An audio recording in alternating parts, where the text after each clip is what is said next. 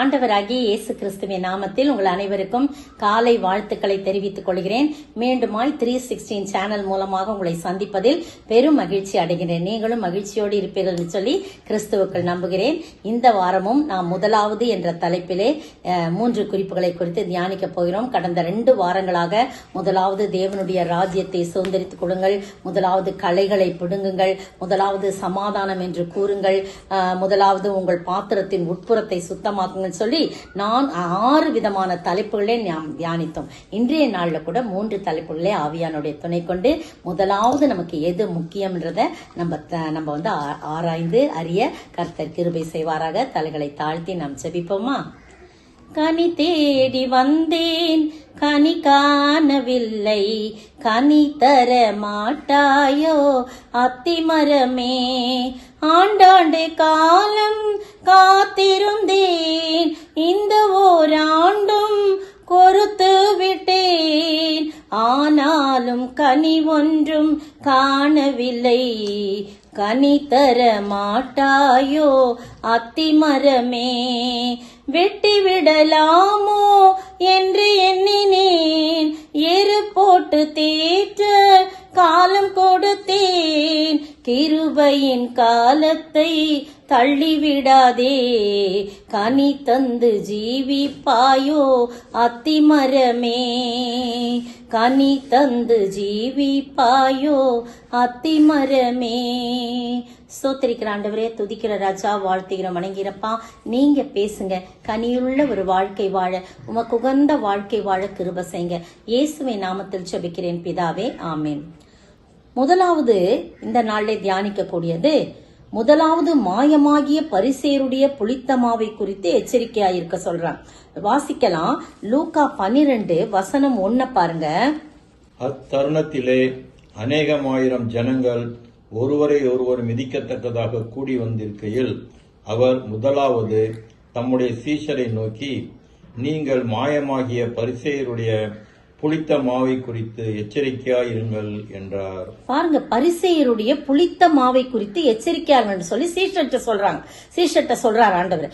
என்ன புளித்த மாவு அப்படின் போது அவங்களுக்கே அது வந்து என்ன பண்ண முடியல, சரியா புரிஞ்சுக்க முடியாத ஒரு சந்தர்ப்பத்தை இன்னொரு இடத்துல சொல்றேன் நான். அதுக்கு பிறகு பாருங்க, அந்த புளித்த மாவு, பரிசேயருடைய புளித்த மாவு அப்படின்னு சொல்லும் போது அது பரிசேயருடைய தவறான போதகத்தை குறிக்கிறதா இருக்கு. தவறான போதகத்தை அவங்க பாருங்க, அந்த தவறான போதகத்தை பல இடங்கள்ல அவங்க போதிக்கிறத நம்ம பாக்குறோம் வேதத்துல.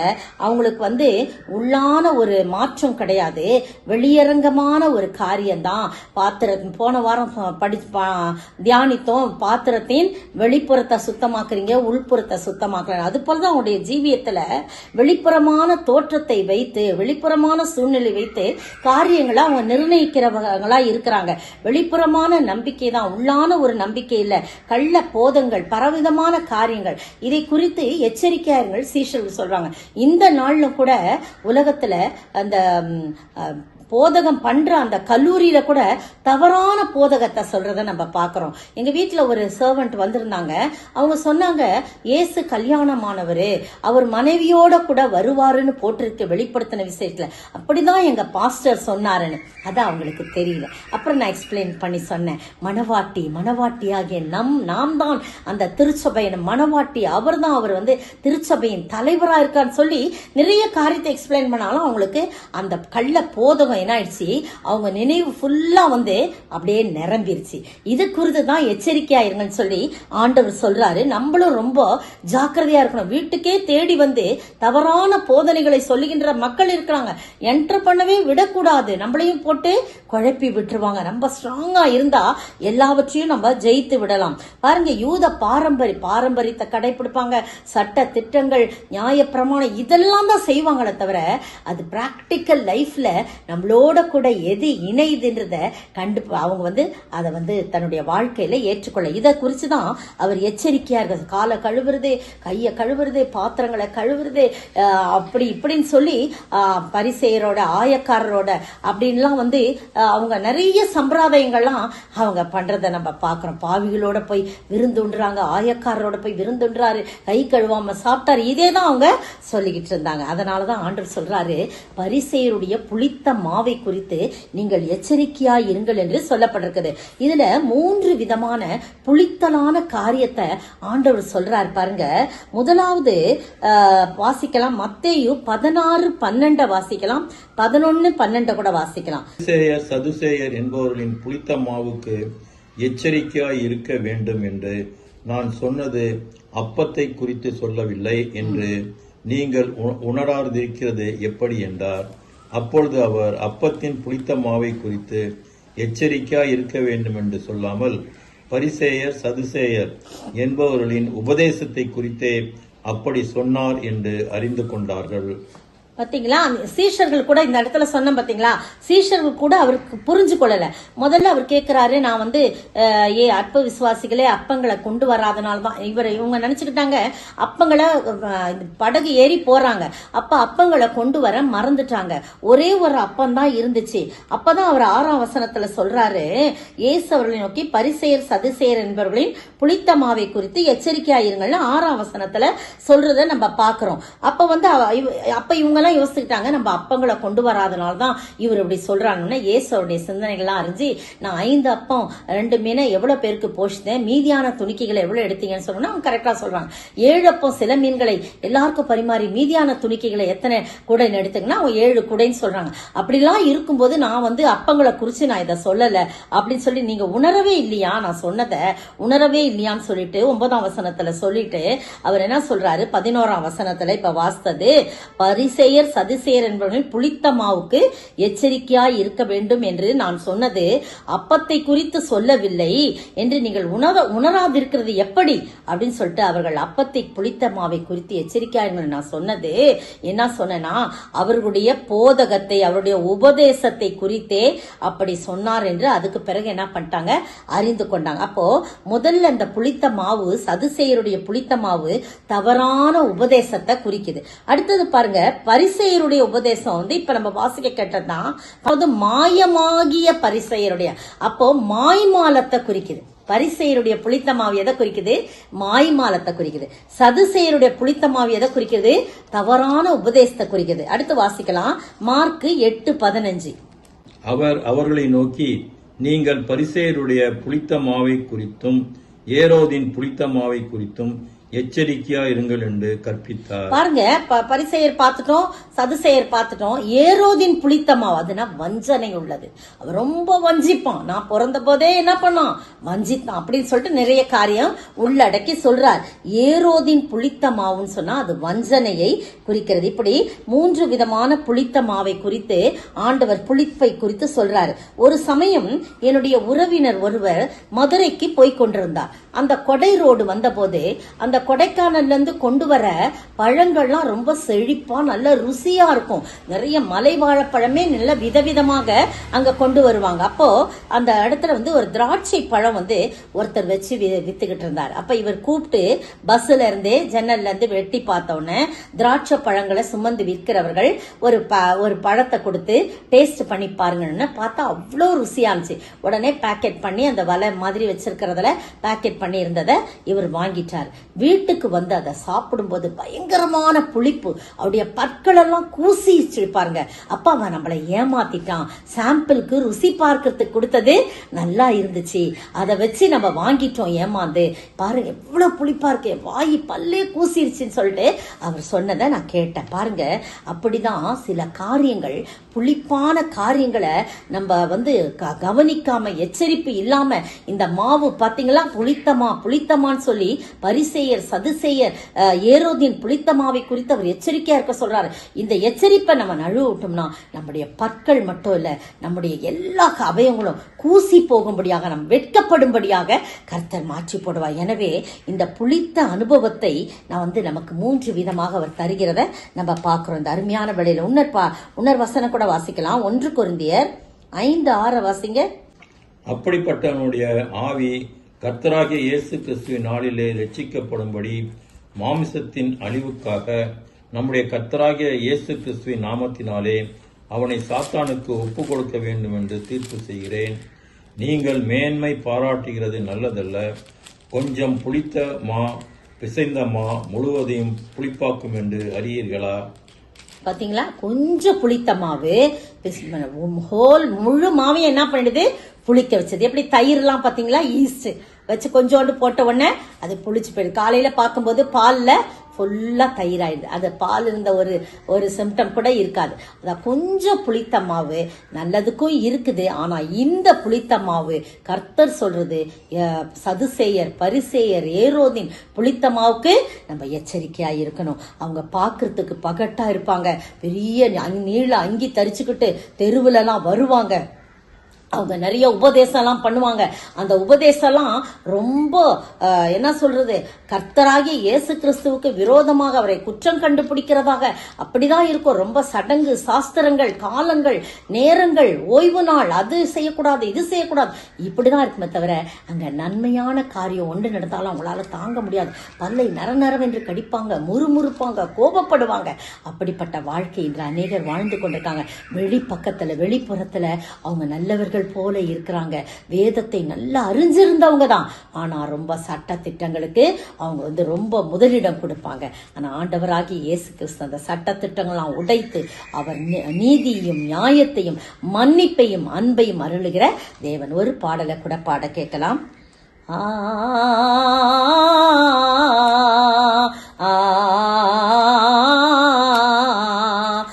அத்திமரம் போல் எத்தனை பேர் தான் வாழ்கின்றார்கள், தினம் கர்த்தர் இல்லாமல் அர்த்தம் இல்லாமல் வாழ்கின்றார்கள்.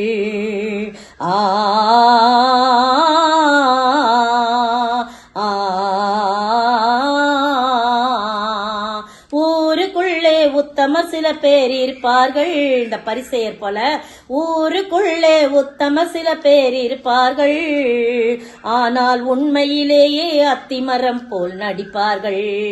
பேசுவதெல்லாம் வேதங்கள், போடுவதெல்லாம் வேஷங்கள், பேசுவதெல்லாம் வேதங்கள், போடுவதெல்லாம் வேஷங்கள். அத்திமரம் போல் எத்தனை பேர் தான் வாழ்கின்றார்கள், தினம் கர்த்தர் இல்லாமல் அர்த்தம் இல்லாமல் வாழ்கின்றார்கள். இரண்டாவது பாருங்க, எபிரேயர் 2:3-4 வாசிக்க கேட்போம். முதலாவது ரட்சிப்பை குறித்து நம்ம ரொம்ப ஜாக்கிரதையா இருக்கணும்னு போடப்பட்டிருக்கு. வாசிங்க. முதலாவது கர்த்தர் மூலமாய் அறிவிக்கப்பட்டு பின்பு அவரிடத்தில் கேட்டவர்களாலே நமக்கு உறுதியாக்கப்பட்டதும் அடையாளங்களினாலும் அற்புதங்களினாலும் பலவிதமான பலத்த செய்கைகளினாலும் தம்முடைய சித்தத்தின்படி பகிர்ந்து கொடுத்த பரிசுத்த ஆவியின் வரங்களினாலும் தேவன் தாமே சாட்சி கொடுத்ததுமாயிருக்கிற இவ்வளவு பெரிதான இரட்சிப்பை குறித்து நாம் கவலையற்று இருப்போமானால் தண்டனைக்கு எப்படி தப்பித்துக் கொள்ளுவோம்? பாருங்க, இதுல ரட்சிப்பை குறித்து சொல்லும் போது அடையாளங்கள், அற்புதங்கள், பலத்த செய்கைகள், தேவனுடைய சித்தத்தின்படி பரிசுத்த ஆவியினால் நமக்கு பகிர்ந்து அளிக்கப்பட்டது, தேவனே சாட்சி கொடுத்தது, அப்படிப்பட்டதான ரட்சிப்பை குறித்து, இவ்வளவு பெரிதான ரட்சிப்பை குறித்து நீங்க கவலையற்று இருப்பீர்கள் சொன்னால் வரும் தண்டனைக்கு எப்படி நீங்க தப்பித்துக் கொள்வீங்க? அதனால முதலாவது நீங்க கர்த்தர் மூலமாக நமக்கு கொடுக்கப்பட்ட அந்த ரட்சிப்பை குறித்து நீங்க ரொம்ப ஜாக்கிரதை இருக்கணும், அதை பற்றி அறிந்து கொள்ளணும் முதலாவது அப்படின்னு சொல்லப்பட்டிருக்கு. வாசிக்கலாம். 1 பேதுரு 18:19 பாருங்க. உங்கள் முன்னோர்களால் பாரம்பரியமாய் நீங்கள் அனுசரித்து வந்த வீணான நடத்தை நின்று அழிவுள்ள வஸ்துக்களாகிய வெள்ளியினாலும் பொன்னினாலும் மீட்கப்படாமல் குற்றமில்லாத மாசற்ற ஆட்டுக்குட்டியாகிய கிறிஸ்துவின் விலையேறப்பெற்ற இரத்தத்தினாலே மீட்கப்பட்டீர்கள் என்று அறிந்திருக்கிறீர்களே. பாத்தீங்களா எவ்வளவு அருமையான இந்த ரட்சிப்பை குறித்து சொல்லப்பட்டிருக்கு. அழிவுள்ள பொன்னினாலும் வெள்ளியினாலும் இல்ல, விலையேற பெற்ற குற்றமில்லாத மாசற்ற ஆண்டவராகிய இயேசு கிறிஸ்துவின் அந்த ஆட்டுக்குட்டியான ரத்தத்தினாலே நீங்கள் மீட்கப்பட்டீர்கள், அதான் ரட்சிக்கப்பட்டீர்கள், விடுதலையாக்கப்பட்டீர்கள் என்று அறிந்திருக்கிறீர்களே அப்படின்னு சொல்லப்படுது. அப்போ அந்த ரட்சிப்பு எவ்வளவு விலையேற பெற்றது. இன்னொரு வசனம் வாசிக்கலாம். 1 தீமோத்தேயு 2:10 மட்டும் வாசிங்க. 10. தகுதியான வஸ்திரத்தினாலும் ஞானத்தினாலும் தெளிந்த புத்தியினாலும் தேவ பக்தி உள்ளவர்கள் என்று சொல்லிக் கொள்ளுகிற ஸ்திரீகளுக்கு ஏற்றபடியே நற்கிரியையினாலும் தங்களை அலங்கரிக்க வேண்டும். இதெல்லாம் ஒவ்வொரு கல்யாணத்திலயும் சொல்லுவாங்க. நல்லா அலங்காரம் பண்ணிட்டு வராங்க இல்லையா பெண்களே, அப்ப சொல்லுவாங்க ஸ்திரீயானவள் மயிரை பின்னுதல், நகைகள்னாலும் பொன்னினாலும் இந்த நகையெல்லாம் அலங்கரித்தல், இதெல்லாம் இருக்கலாம். ஆனா அதன் மூலம் நீங்க அலங்கரிக்க வேண்டாம். அதை காட்டிலும் விலையேற பெற்ற தகுதியான வஸ்திரம். அந்த வஸ்திரம் தாங்க அந்த ரட்சிப்பின் வஸ்திரம். அந்த ரட்சிப்பின் வஸ்திரத்தை நாளை நம்மள அலங்கரிக்கணும். அதுதான் ஆண்டவர் விரும்புகின்ற ஒரு வஸ்திரம். அதற்காக தான் என் ஆண்டவராகிய இயேசு கிறிஸ்து வஸ்திரம் இல்லாதவராய், ஒரு வஸ்திரம் கூட அவர் மேல இல்லைங்க. அப்படியே சிலுவையிலே அப்படியே நிர்வாணமாய் தொங்கினார். நீங்களும் நானும் அந்த ரட்சிப்பின் வஸ்திரத்தினாலே நம்மை அலங்கரிக்கும்படியாய். மார்க் எழுதின சுவிசேஷம் 15:17, 15:20, 15:24 மூணுத்தையும் சேர்ந்த மாதிரி வாசிங்க. அதுலதான் எப்படி வஸ்திரம் இல்லாதலாம் படங்கள்லாம் போடும்போது இடுப்புல ஒரு சின்ன துணி கட்டி இருக்கிற மாதிரி ஓவியர் வரைஞ்சிருப்பாங்க. ஆனா உண்மையில் அதல்ல, அவர் வஸ்திரம் இல்லாதவராய் உங்களுக்காகவும் எனக்காகவும் தொங்கினார். பிரியமானவர்களை வாசிக்க கேட்கலாம். சிவப்பான மேலங்கியை அவருக்கு உடுத்தி முள்முடியை பின்னி அவருக்கு சூட்டி 20 அவரை பரியாசம் பண்ணின பின்பு சிவப்பான அங்கியை கலற்றி. அப்படிங்க, முதல்ல சிவப்பான அங்கியை உடுத்தி பரியாசலாம் பண்ணி, இப்ப என்ன பண்ணிட்டாங்க 20ஆம் வசனத்துல சிவப்பான அங்கியை கழற்றாங்க. படிங்க. அவருடைய வஸ்திரங்களை அவருக்கு உடுத்தி அவரை சிலுவையில் அறையும்படி வெளியே கொண்டு போனார்கள். வஸ்திரங்களை உடுத்துறாங்க, அங்கேயே கழட்டிட்டாங்க, வஸ்திரங்களை உடுத்தி வெளியே கொண்டு போனாங்க. 24 வாசிங்க. அப்பொழுது அவரை சிலுவையில் அறைந்தார்கள். அதன் பின்பு அவருடைய வஸ்திரங்களை பங்கிட்டு ஒவ்வொருவன் ஒவ்வொரு பங்கை எடுத்துக்கொள்ளும்படி அவைகளை குறித்து சீட்டு போட்டார்கள். பாத்தீங்களா, வஸ்திரத்தை போட்டு போனாங்க. ஆனா அந்த வஸ்திரங்களையும் எடுத்து சீட்டு போட்டு 4 பங்காக்கி 4 சேவகர் இருந்தாங்கன்னு குறிப்பிடப்பட்டிருக்குது. யோவான்ல பாத்தீங்கன்னா நீங்க வாஸ்து பாருங்க, குறிச்சு வச்சுங்க. இதே சம்பவம் மத்தேயு 27:28 இருக்குது, மத்தேயு 27:31 இருக்குது, 27:35. முதல்ல அங்கேயே போடுறாங்க, அங்கேயே கலட்டுறாங்க, வஸ்திரத்தை போடுறாங்க, வஸ்திரத்துல பேர்ல சீட்டு போடுறாங்க. அந்த அங்கி எப்படிச்சா மேலிருந்து கீழே வரைக்கும். யோவான் 19:23-24 வாஸ்து பாருங்க. மேலிருந்து கீழ் வரைக்கும் தையல் இல்லாம அப்படியே நீட்டமா இருந்துச்சு. ஆனாலும் அதை என்ன பண்ணல, அவங்க கிழிக்கல. வஸ்திரத்தை மட்டும் 4 பங்காக்கி இதெல்லாம் போட்டிருக்கு. என் உடையின் பேரில் சீட்டு போடுவார்கள், என் வஸ்திரத்தை எடுத்துக்கொள்வா, என்னுடைய அங்கே எடுத்துக்கொள்வார்கள் என்றெல்லாம் சொல்லி முன்னாடியே கொடுக்கப்பட்டிருக்கு. அதுதான் இங்க நிறைவேறியது என்று போடப்பட்டிருக்கு. பிரியமானவர்களே, உங்களுக்காகவும் எனக்காகவும் பாருங்க, அவர் பாருங்க அதை எல்லாமே எடுத்துடுறாங்க. அந்த ரட்சிப்பு என்னும் வஸ்திரத்தினாலே நம்மை அலங்கரிக்கும்படியாய், நீதியின் சால்வையை நமக்கு போர்த்தும்படியாய், பரிசுத்த ஆடையை நமக்கு அணிவிக்கும்படியாய், நாம் தரித்து கொள்ளும்படியாய் அவர் வஸ்திரம் இல்லாதவராய் தொங்கினார். பிரியமானவர்களே, இந்த விலையேற பெற்ற ரட்சிப்பை குறித்து நாம் ஜாக்கிரதையாய் இருக்க வேண்டும். இதை குறித்து நாம் கவலையற்றி இருப்போம் என்றால், முதலாவது சொல்லப்பட்டிருக்கு, இதை குறித்து நாம் கவலையற்றி இருப்போம் என்றால் வரும் தண்டனைக்கு எப்படி நாம் தப்பித்துக் கொள்வோம் என்று சொல்லப்பட்டிருக்குது. அதனால இந்த ஆத்தும ரட்சிப்பு ரொம்ப முக்கியமா இருக்குது, ரொம்ப முக்கியமா இருக்குது. பாருங்க, அதுல ஒரு இது கூட ஒரு சம்பவம் கூட பாருங்க சொல்லுது. ஒரு பக்தியுள்ள ஞானமுள்ள ஒரு ராஜா இருந்தாராம், பேரரசர் இருந்தாராம்.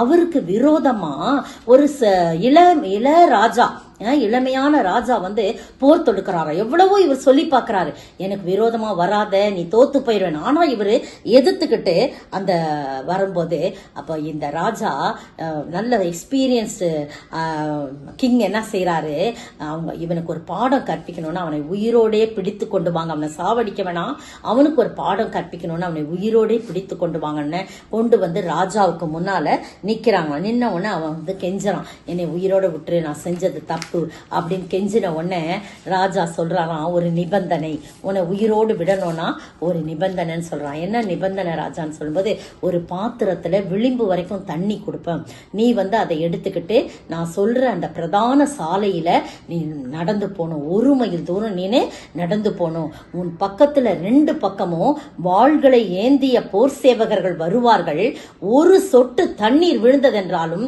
உன் தலை அங்கு சீவப்படும் என்று சொல்றாங்க. உடனே அவன் எடுத்துக்கிட்டான். அந்த ராஜாவுக்கு முன்னால பாத்திரம் கொண்டு வராங்க, போர் சேவகர்கள் முன்னாடியே போய் ரோடெல்லாம் கிளீன் பண்ணி நல்லா சுத்தமா வச்சுட்டாங்க. எந்த தடையும் இல்ல, நடந்து போக வேண்டியதுதான். 2 பக்கமும் நல்ல பயங்கரமான மீசைகளோடு பயங்கர தோற்றத்தோடு அந்த ஆட்கள் என்ன பண்றாங்க, வாளோடு போறாங்க. இந்த பக்கமும் அந்த பக்கமும் பல லட்சக்கணக்கான மக்கள் சூழ்ந்து இருக்கிறாங்க, வரிசைப்படுத்தி இருக்கிறாங்க. இவன் போக தொடங்கினவுடனே ஒரு கூட்ட ஜனம் அவங்கள ரொம்ப என்கரேஜ் பண்ணுது, நீங்க பரவாயில்ல, நீங்க போயிருங்க, போயிருவீங்க, பயப்படாதீங்கன்னு சொல்றாங்க. இன்னொரு கூட்டம் அவரை பரியாசம் பண்ணி, அவரை ஏளனம் பண்ணி, டிஸ்கரேஜ் பண்றாங்க. எதுவுமே அவன் பார்க்கல, அப்படியே போய் சேர்ந்துடுறான். ராஜா அவரை பாராட்டி, பரவாயில்ல, நீ ஜெயிச்சிட்ட, இதுல நீ ஜெயிச்சிட்ட, நீ இனிமே என்ன செய்யணும், உன்னை தூற்றுவாரை நீ என்ன பண்ணும், அவங்கள அழிச்சிடலாம், உனக்கு அந்த அத்தாரிட்டி கொடுக்கறேன். உன்னை போற்றினவர்களை நீ என்ன செய்யலாம், அவங்கள புகழ்ந்து சொல்லு, அவங்களுக்கு பரிசெல்லாம் கொடுக்கலாம். ஆனா உன்னை தூற்றினவர்களை நீ என்ன செய்யணும், அவனை அழிச்சிடலாம். நீ அவங்கள கவனித்தாயா அப்படின்னு கேட்கிறார். அவன் சொல்றான், நான் தூற்றினவரையும் கவனிக்கவில்லை, என்னை போற்றினவர்களையும் நான் கவனிக்கவில்லை, என்னுடைய நோக்கமெல்லாம் இந்த தண்ணீரின் மேல் தான் இருந்தது அப்படின்னு சொல்றான். ராஜா சொல்றாரு, உன்னை விடுவித்துட்டேன், ஆனா ஒரே ஒரு ஆலோசனை உனக்கு சொல்றேன். அந்த பாத்திரம் என்னும் சரீரத்துல அந்த இருக்கப்பட்ட தண்ணீர் தான் உன்னுடைய விலையேற பெற்ற ஆத்துமா. இந்த ஆத்துமாவை குறித்து நீ எவ்வளவு கவனம் உள்ளவனாய், அந்த தண்ணீர் மேல் நீ கவனம் உள்ளவனாய் இருந்தது போல உன் ஆத்துமாவை குறித்து நீ கவனம் உள்ளவனாய் இருக்க வேண்டும். காரணம் என்ன தெரியுமா, நாம் ஒரு நாள் மரிக்கும் போது அந்த ஆத்துமா தன்னை தந்த தேவனிடத்திலே நாம் ஒப்படைக்க வேண்டும். அந்த ஆத்துமா ரட்சிப்படைந்து, அவர் நல்ல ஒரு பக்தி உள்ளவர், அதை முதல்ல சொல்ல மறந்துட்டு, அவர் பக்தியுள்ள ஒரு நல்ல ஒரு பேரரசர். அவர் சொல்றார், அப்ப அவன் நான் என்னுடைய ஆத்துமாவை நான் காத்து கொள்ளுகிறேன் ராஜாவை என்று சொல்லி விடுதலை ஆகி போறான். இந்த கதையா இருந்தாலும் எவ்வளவு உண்மை பார்த்தீங்களா. ஆத்துமா, நம்முடைய ஆவி, பாருங்க, நம்முடைய சரீரம் மண்ணுக்குள்ள போயிடும், ஆவி ஆத்துமாவும் தன்னை தந்த தேவனிடத்துல போவுங்க.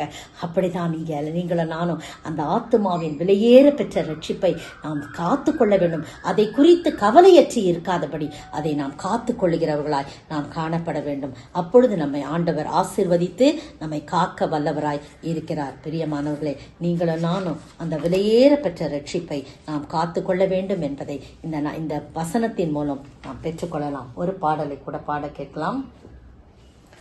ஆத்தும ரட்சிப்பிழந்தவர் ஆயிரம் ஆயிரமாய் அன்றாடம் இந்த மண்ணடியில் அழிந்து சாகின்றாரே.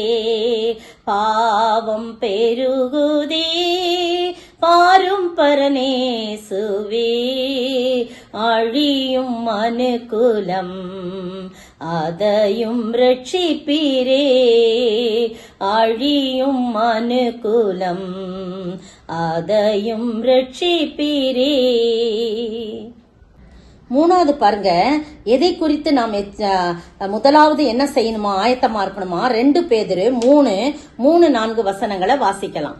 முதலாவது நீங்கள் அறிய வேண்டியது என்னவெனில், கடைசி நாட்களில் பரியாசக்காரர் தங்கள் சுய இச்சைகளின்படியே நடந்து அவர் வருவார் என்று சொல்லுகிற வாக்கு தத்துவம் எங்கே?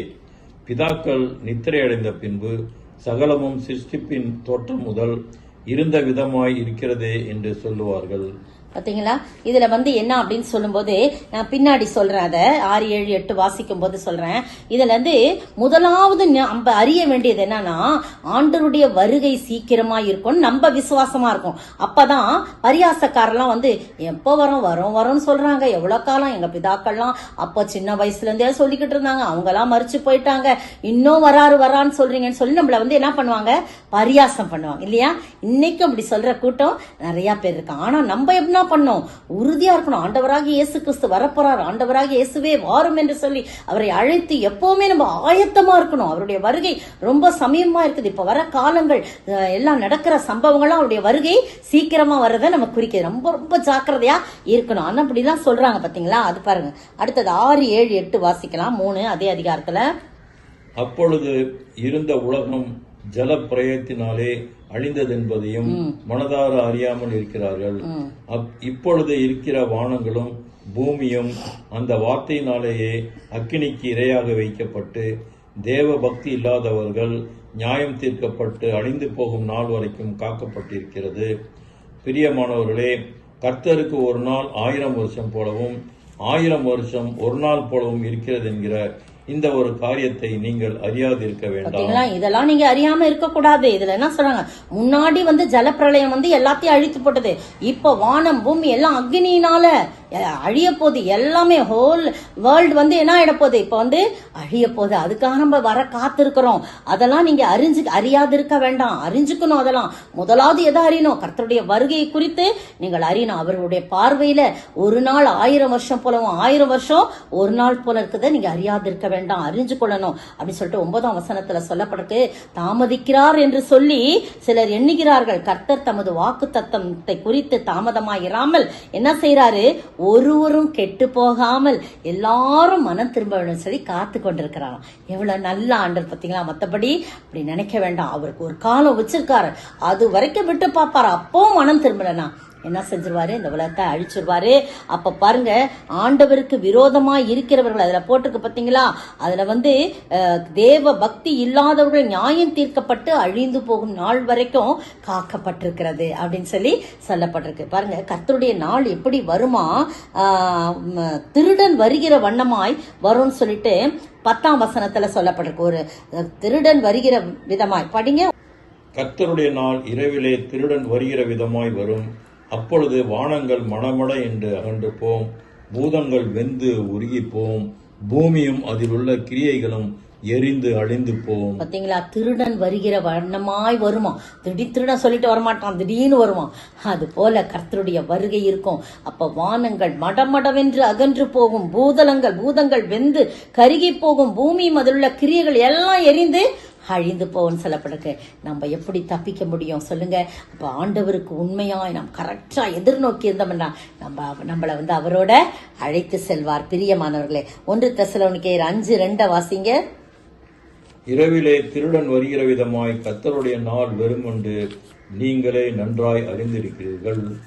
சரிங்களா, இதுலயும் என்ன போட்டிருக்கு, திருடன் வருகிற வண்ணமாய் வரும் அப்படின்னு சொல்லிட்டு போட்டுக்க. 2-3 இடத்துல அதுல போட்டுக்கு திருடன் வருகிற வண்ணமாய் வரும். அதே 1 தெசலோனிக்கேயர் 4:16-17 வாசிங்க.